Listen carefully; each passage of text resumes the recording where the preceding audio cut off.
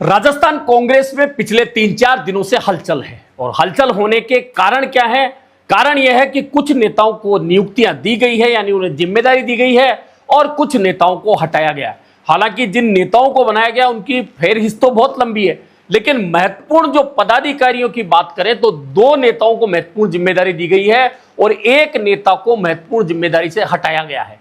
हालांकि इन बनाए जाने से, हटाए जाने से कांग्रेस की राजस्थान की राजनीति पर और राजस्थान के वोटरों पर बहुत ज्यादा फर्क कांग्रेस के लिहाज से नहीं पड़ने वाला, लेकिन लोगों ने उसको माहौल में ऐसे तब्दील कर दिया जैसे तो इन 3 नियुक्तियों से और 1 नेता को हटाए जाने से राजस्थान कांग्रेस में बहुत भारी उथल पुथल हो जाएगी या बहुत भारी फायदा हो जाएगा, बहुत भारी नुकसान हो जाएगा। इस तरह का माहौल बनाने का काम हो रहा है। हालांकि फर्क कुछ नहीं पड़ने वाला। क्यों नहीं पड़ने वाला ये मैं बताऊंगा इसका कारण, और जो 3 नेता हैं वे कितने बड़े नेता हैं यह भी बताऊंगा कि उनके वजह से राजस्थान के वोटरों पर प्रभाव क्यों नहीं पड़ेगा यह भी बताऊंगा।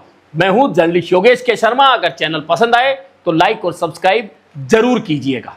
तो बात करते हैं कांग्रेस में राष्ट्रीय स्तर पर कुछ बदलाव हो रहे हैं और इन बदलावों की प्रक्रिया लंबे समय से चल रही थी और मैं कई बार बता चुका था कि आने वाले दिनों में एआईसीसी में कुछ महत्वपूर्ण बदलाव होने हैं। इन बदलावों में कई महासचिव हटेंगे, कई सचिव हटेंगे, कुछ नए महासचिव बनेंगे, कुछ नए सचिव बनेंगे। इसके अलावा अन्य लोगों को भी जिम्मेदारी दी जाएगी और यह हर पार्टी की एक सामान्य प्रक्रिया है।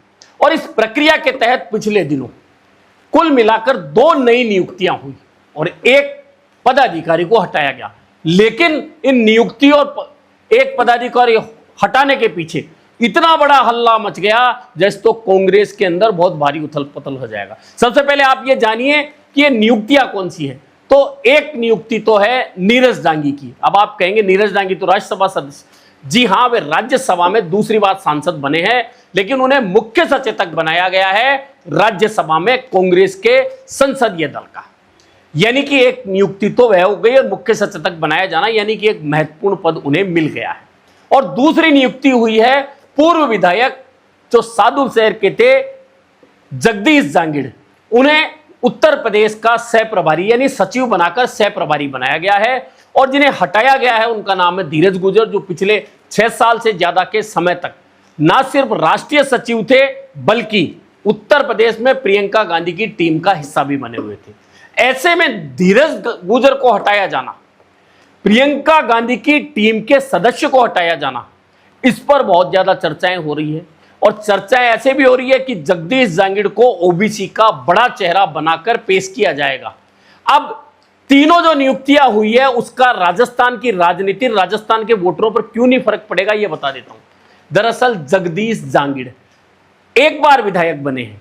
हालांकि कांग्रेस की राजनीति में लंबे समय से काम कर रहे हैं। क्यों कर रहे हैं? क्योंकि दिल्ली में पढ़ाई लिखाई हुई, एआईसीसी के नेताओं के यहां आना जाना रेगुलर रहा और अशोक गहलोत से नजदीकियां रही। इसका फायदा मिला।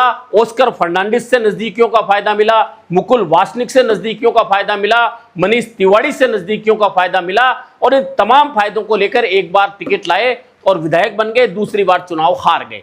उसके बाद फ्री बैठे थे, लेकिन अब फिर चूंकि कांग्रेस में जुगाड़ तंत्र काम करता है, उस जुगाड़ तंत्र से वे सचिव बन गए और उत्तर प्रदेश के सह प्रभारी बन गए। अब कहने को ओबीसी का बड़ा चेहरा कह सकते हैं, लेकिन यह तय है कि वे राजस्थान ओबीसी के बड़े चेहरे नहीं हैं और ना बन सकते, क्योंकि जिस वर्ग से यानी कि जांगिड़ समाज से वे आते हैं वह मूलतः भाजपा का कोर वोटर है। आप राजस्थान में कहीं भी जाकर आजमा लीजिए, वह कोर वोटर हमेशा भाजपा के साथ जाता है और उस वोटर को कांग्रेस के साथ लाने का काम जगदीश जांगिड़ नहीं कर पाए। यही कारण है कि वे दूसरा चुनाव हार गए, पहला चुनाव बड़ा नजदीकी जीते थे। ऐसे में चर्चा कितनी भी करो, लेकिन जगदीश जांगिड़ बहुत बड़े नेता कांग्रेस में ओबीसी के चेहरे के रूप में नहीं बन सकते। अब बात करें कि उनकी जगह धीरज गुर्जर को हटाया गया। अब धीरज गुर्जर को हटाया गया तो बवाल यह मच रहा है कि सचिन पायलट के समर्थक थे इसलिए हटाया गया और जगदीश जांगिड़ क्योंकि अशोक गहलोत के समर्थक उन्हें बनाया गया। अब इसके 2 मतलब निकलते हैं कि पहला मतलब तो यह कि सचिन पायलट के लोगों को हटाया जा रहा है दिल्ली से, यानी सचिन पायलट बेहद कमजोर हो रहे हैं। दूसरा, अशोक गहलोत के नजदीकी को अगर सचिव बनाया जा रहा तो अशोक गहलोत मजबूत हो रहे हैं। अब यह बात कही जा रही है तो लोग इसको तुरंत काट रहे हैं इस बात को और कह रहे हैं नहीं, अशोक गहलोत दिल्ली में कैसे मजबूत हो सकते हैं। तो फिर जगदीश जांगिड़ को बनाना और धीरज गुजर को हटाना एक सामान्य प्रक्रिया मान लेनी चाहिए। फिर उसमें क्यों धीरज गुजर के लिए कहा जाए कि वे सचिन पायलट के सहयोगी हैं, सचिन पायलट के समर्थक हैं? क्या सचिन पायलट के स्वजातीय होने की वजह से उन पर समर्थक होने का ठप्पा लगा है? लेकिन असल बात यह है कि धीरज गुजर राजस्थान विधानसभा के एक बार सदस्य बने। 2008 से लगातार वे जहाजपुर विधानसभा सीट पर हर बार कांग्रेस के उम्मीदवार बनते हैं। 8 में चुनाव हारे, 13 में चुनाव जीते, 18 में चुनाव हारे, 23 में चुनाव हारे, यानी 4 बार टिकट लिया, 3 बार चुनाव हारे। पिछली बार चुनाव हारने के बावजूद बीज निगम के चेयरमैन बनकर मंत्री पद का दर्जा ले लिया। यानी कि कांग्रेस में राष्ट्रीय सचिव रहने के साथ में अपना दबदबा बनाते हुए उन्होंने 4 बार टिकट ले लिया, क्योंकि 6 साल से तो वे सेक्रेटरी थे। इस दबदबे की वजह से उनका टिकट राजस्थान में नहीं कटा, लगातार हारने के बावजूद, और चेयरमैन भी बन गए।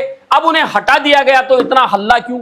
दरअसल कहा यह जा रहा है कि अब धीरज गुजर को अगले चुनाव की तैयारी करने का मौका मिल जाएगा जहाजपुर से, अगर उन्हें 5वीं बार टिकट मिलता है तो। लेकिन कहा यह जा रहा है कि भीलवाड़ा की राजनीति में अब धीरज गुजर अपनी सीट बदलकर मांडल आना चाहते हैं। लेकिन मांडल में पहले से रामलाल जाट जमे हुए हैं।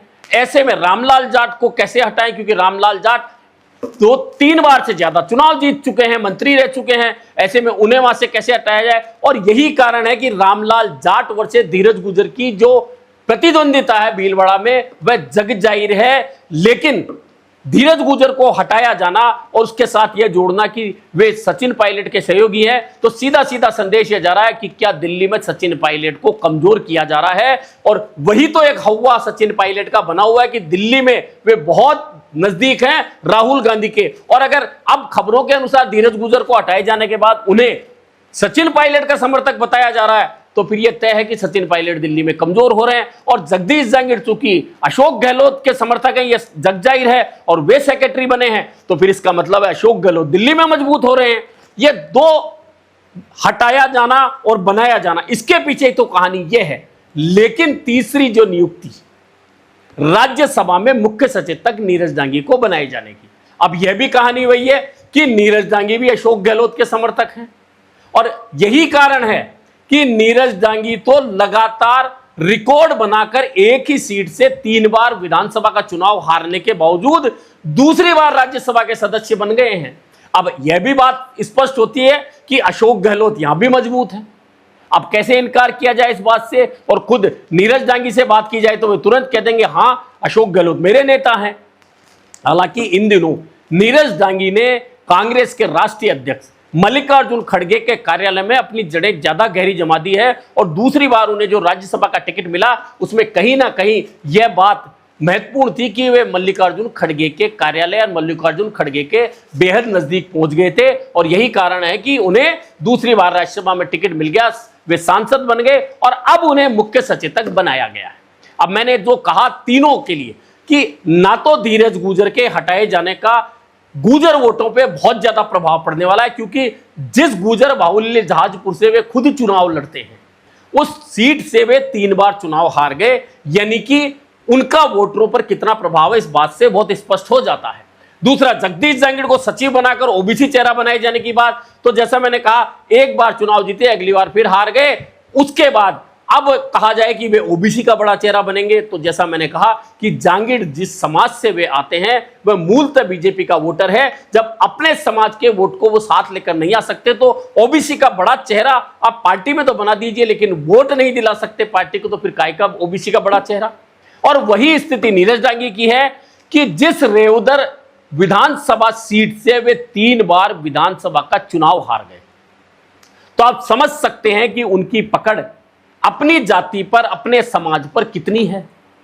एक भी चुनाव अगर वे जीत जाते तो समझ में आता कि कहीं ना कहीं उनकी थोड़ी बहुत पकड़ तो है, लेकिन उनकी पकड़ नहीं है, इस कारण 3 चुनाव हार गए। लेकिन चूंकि पहले अशोक गहलोत की नजदीकी, तो पहला चुनाव राज्यसभा का जो उन्होंने लड़ा, सांसद बनकर गए, उसमें बहुत बड़ा सहयोग अशोक गहलोत का रहा। लेकिन दूसरी बार में वे अशोक गहलोत के सहयोग के साथ में मल्लिकार्जुन खड़गे के कार्यालय से नजदीकियों के चलते फायदा उठा ले गए, ना सिर्फ सांसद बने, अब मुख्य सचेतक भी बन गए। निश्चित है कि अब इसे अगर बड़े नेताओं के समर्थकों के साथ जोड़ा जाए तो फिर अशोक गहलोत की मजबूती इसलिए नजर आती है कि उनके समर्थक जगदीश जांगिड़ सचिव बन गए, नीरज डांगी ना सिर्फ राज्यसभा के दोबारा सांसद बने बल्कि अब मुख्य सचेतक भी बन गए। और उधर धीरज गुर्जर को अगर जोड़ा जाता है कि सचिन पायलट के समर्थक हैं और उन्हें हटाया गया तो फिर सीधा संदेश जाता है कि सचिन पायलट दिल्ली की राजनीति में कमजोर हो रहे हैं। कुल मिलाकर अभी जो चल रहा है इन तीनों नियुक्तियों को लेकर यह चर्चा चल रही है। हालांकि कांग्रेस में संगठन सृजन अभियान अभी बहुत सारे प्रदेशों में चल रहा है और उस प्रदेशों के अभियान के तहत कुछ और नेताओं को भी जिम्मेदारी दी गई है, लेकिन उन्हें इन नियुक्तियों से नहीं जोड़ सकते। हालांकि जैसे कि सीपी जोशी को उत्तर प्रदेश भेजा गया है, रघु शर्मा को पश्चिम बंगाल की जिम्मेदारी दी गई है, यानी कि यह वह प्रक्रिया है जो निरंतर चलने वाली है। इससे राजस्थान की कांग्रेस की राजनीति पर बहुत फर्क नहीं पड़ने वाला, लेकिन निकाय और पंचायत चुनाव जो सितंबर से शुरू होकर 15 नवंबर तक पूरे होने हैं, उसमें आने वाले परिणामों का फर्क निश्चित तौर पर राजस्थान कांग्रेस की राजनीति पर पड़ेगा। वे परिणाम बताएंगे कि अब तक गोविंद सिंह डोटासरा का पैर या पग फेरा कांग्रेस के लिए फायदेमंद रहा है, लेकिन अब निकाय और पंचायत चुनाव में भी अगर अच्छा प्रदर्शन दोहराने में गोविंद सिंह डोटासरा सफल हो गए तो निश्चित मानिए कि राजस्थान की कांग्रेस में इसका आमूल चूल और बड़ा फर्क पड़ेगा। निश्चित तौर पर अब इस पर आप सबको नजर रखने की जरूरत है। अभी के लिए इतना ही, फिर मिलेंगे नए मुद्दे पर चर्चा के साथ।